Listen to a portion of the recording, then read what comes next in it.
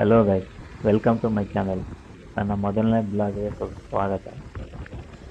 ನಾನು ಬ್ಲಾಗ್ ಮಾಡ್ತಾ ಇರೋ ವಿಷಯ ಒಂದೇ, ಏನು ಅಂತಂದರೆ ನನ್ನೊಂದು ಯೂಟ್ಯೂಬ್ ಚಾನಲ್ ಇದೆ, ಡಿ ಪ್ಲಸ್ ಪಾಂಡ ಅಂತೇಳಿ. ನಾನು ಯೂಟ್ಯೂಬ್ ಚಾನಲ್ ಸ್ಟಾರ್ಟ್ ಮಾಡೋದಕ್ಕೆ ಮುಂಚೆ ನಾನು ಗೇಮಿಂಗ್ ಒಂದು ಚಾನಲ್ ಇಡಬೇಕು ಅಂತೇಳಿ ಮೈಂಡಲ್ಲಿ ಫಸ್ಟಿಂದನೂ ಇತ್ತು.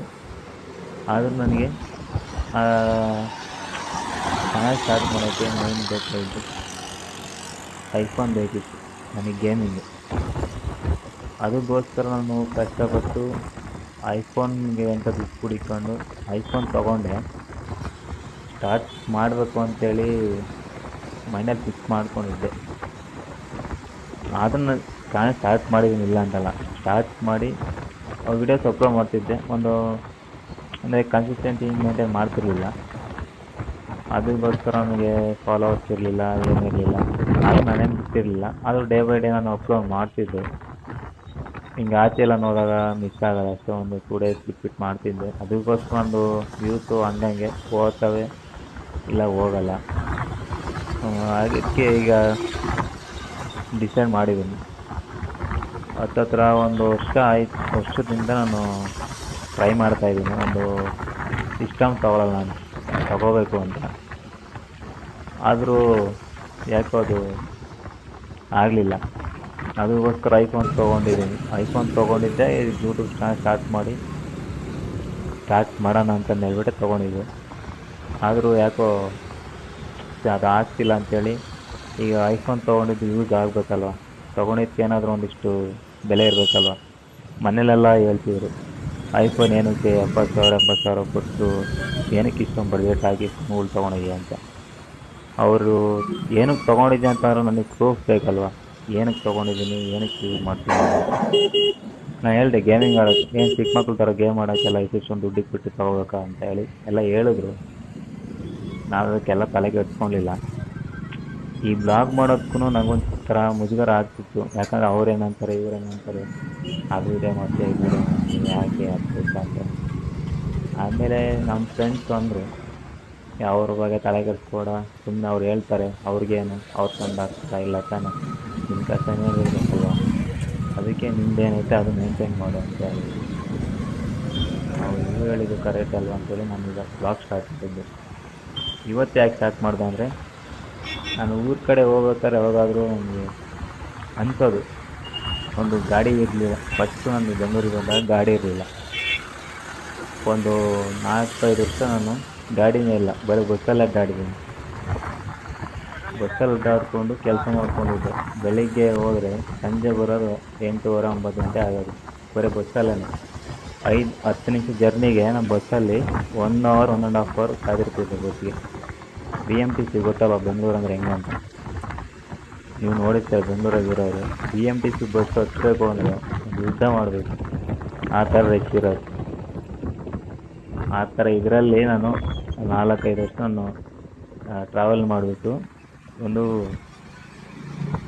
ಗಾಡಿ ತೊಗೊಂಡಿದ್ದೀನಿ. ಅದು EMI ಮೇಲೆ ತೊಗೊಂಡಿರೋದು. EMI ಮೇಲೆ ಗಾಡಿ ತೊಗೊಂಡು ಈಗ ಗಾಡಿ ಹತ್ತಿ ಎಷ್ಟೋ ಬೆಸ್ಟ್ ಅನಿಸ್ತದೆ ನನಗೆ ಈಗ ಪ್ರೆಸೆಂಟು. ಮನೆ ಹತ್ರನೂ ಅಷ್ಟೇ, ಊರಿಗೆ ಹೋದಾಗ ಎಲ್ಲ ಹೋಗ್ಬೇಕು, ಆಚೆ ಹೋಗ್ಬೇಕು ಅಂತಂದು ಹೇಳಿದ್ರೆ ಗಾಡಿ ಕೇಳಿದ್ರೆ ಅವ್ರು ಕೊಡ್ತಿರಲಿಲ್ಲ, ಇವ್ರು ಕೊಡ್ತಿರಲಿಲ್ಲ. ಅದಕ್ಕೋಸ್ಕರ ನಾನು ಸುಮ್ಮನೆ ಇದ್ದೆ. ಈಗ ಊರಿಗೆ ಹೋಗ್ಬೇಕು ಅಂತಂದರೆ ಸಂಜೆ ಡ್ಯೂಟಿ ಮುಗಿಸ್ಕೊಂಡು ಆರಾಮಾಗಿ ಬರ್ಬೋದು, 2-3 ಅವರ್ಸ್ಗೆ ಊರಲ್ಲಿರ್ತೀನಿ. ಅದೇ ನೀವು ಬಸ್ಸಲ್ಲಿ ಬರ್ತೀಯ ಅಂತಂದರೆ ಕಾಯಬೇಕು, ಎಷ್ಟು ಟೈಮ್ ವೇಸ್ಟ್ ಆಗೋದು ಅಲ್ವಾ. ಹಳ್ಳಿ ಕಡೆ ಇರೋರಿಗೆ ಗೊತ್ತಾಗುತ್ತೆ ಏನು ಆ ಟೈಮಿಂಗ್ ಏನು ಅಂತಂದೇಳಿ, ಬಸ್ಸಲ್ಲಿ ಅಡ್ಡಾಡೋರಿಗೆ. ನನಗೆ ಅದೆಲ್ಲ ಕಷ್ಟ ಎಲ್ಲ ಸಾಕಾಗಿತ್ತು. ಸುಮ್ಮನಾಗಿ ಗಾಡಿ ತೊಗೊಂಡು ಗಾಡಿ EMI ಕಟ್ಕೊಂಡಿದ್ದೀನಿ. ನಾನು ಸ್ಟೋರಿ ಹೇಳ್ತಾ ಮಾಡ್ಕೊಳ್ತೀನಿ. ಅಣ್ಣ ಏನಾದ್ರು ತಿನ್ನೋಣ ಅಂತ ಹೇಳ್ತಿದ್ರೆ ಹೋಗಿ ತಗೊಂಡು ಖಾರ ಕುಚ್ಚಿದ ತಿನ್ನಕ್ಕಾಗಿಲ್ಲ ಅಂತ ಹೇಳುವಾಗ ನೀರು ಕುಡಿಬೇಕು, ಊಟ.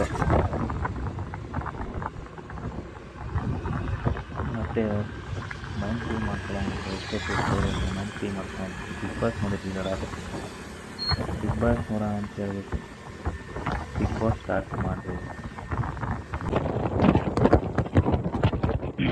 ಈ ಗೇಮ್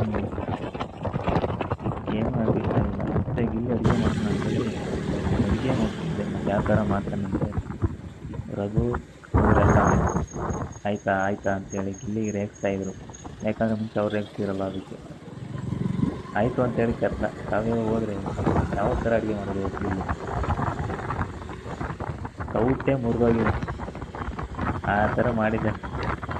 ನೀವು ನೋಡಿ ಗೊತ್ತಿರುತ್ತೆ.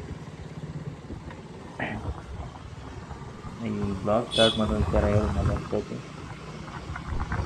ಆಮೇಲೆ ನಾನು ಡೈಲಿ ಬ್ಲಾಗ್ ಸ್ಟಾರ್ಟ್ ಮಾಡೋಂತ ಅಂದ್ಕೊಂಡಿದ್ದೀನಿ.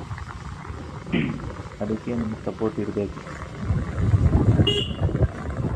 ಅದಕ್ಕೋಸ್ಕರ ನೀವು ಸಪೋರ್ಟ್ ಮಾಡ್ತೀರಾ ಅಂತೇಳಿ ಭಾವಿಸ್ತಾ ಇದ್ದೀನಿ.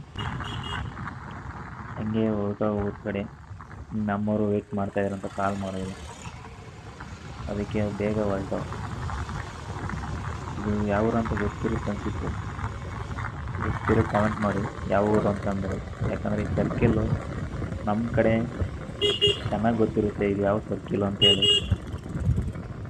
ಗೊತ್ತಿರೋ ಕಾಮೆಂಟ್ ಮಾಡಿ ಇದಕ್ಕೆ. ಹಿಂಗೆ ಹೊರಟು ಇನ್ನೇನು ಬಂದು ಕೈ ಮುಗಿದು ಹಂಗೆ ಊರ ಕಡೆ ಹೊರಟು ಇನ್ನೇನು ಬಂದು ಮನೆ ಹತ್ರ ಮತ್ತೆ ಇನ್ನೊಂದು ಭಾಗ ಸಿಗೋಣ.